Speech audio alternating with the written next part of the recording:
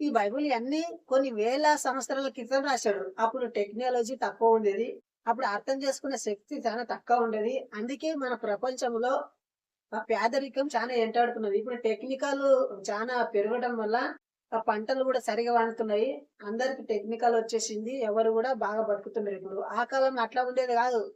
ఏది చెప్తే అది నమ్మేది.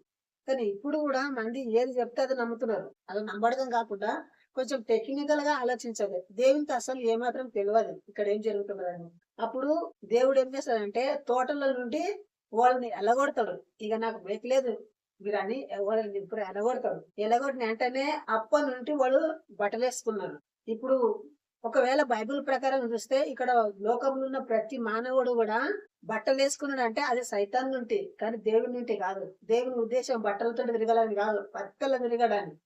అతని ఉద్దేశం ఏమిటంటే ఏమి తెలవరాదు ఈ మందికి. అందుకే ఈ రోజు కూడా పాస్టర్లు చాలా తెలియని సంగతులు ఆ, జనాలకు చెప్పరు. ఏంటి చెప్పరు? వాళ్ళకు తెలుసుకుంటేనంటే చర్చకు రారు. అట్లా అంటే నన్ను వాళ్ళ చర్చ్ నడవడానికి కోసమే చెప్తుంటారు. దయచేసి ప్రతి ఒక్కరు కూడా ఈ యొక్క వీడియో చూడండి. ఇక్కడ చాలా పొరపాటు జరిగింది. అంటే దేవుడు ఆదాము అవ్వని దిగంబరులుగా చేసిండే వాళ్ళ నగ్నత్వము సైతాన్ వచ్చి చెప్పితేనే గాని వాళ్ళకి బట్టలు దొరికి అప్పటి నుండి కూడా వాళ్ళ బట్టలే ఇప్పటి కంటిన్యూ అయ్యిండ్రు.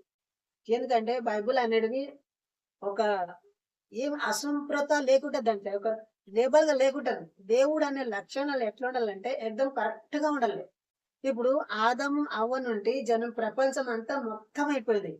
సో దయచేసి మీరు ఆలోచన చేయాలి. ఇప్పుడు ఈ ప్రపంచంలో రకరకాలమైన జాతుల మనుషులు ఉండరు. ఈ మనుషులంతా ఒక్కటే లేకుండాలే కదా.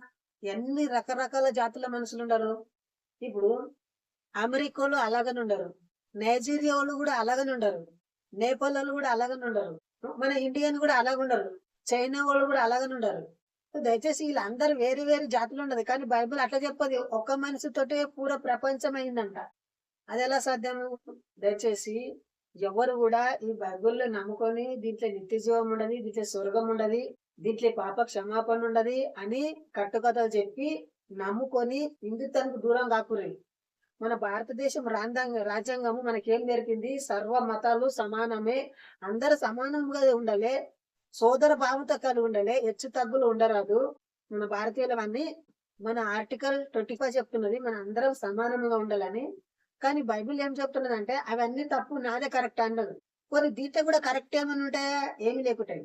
సో ఇంతవరకు వీడియో చూసినందుకు ధన్యవాదములు. జై హింద్, వందే మాతరం.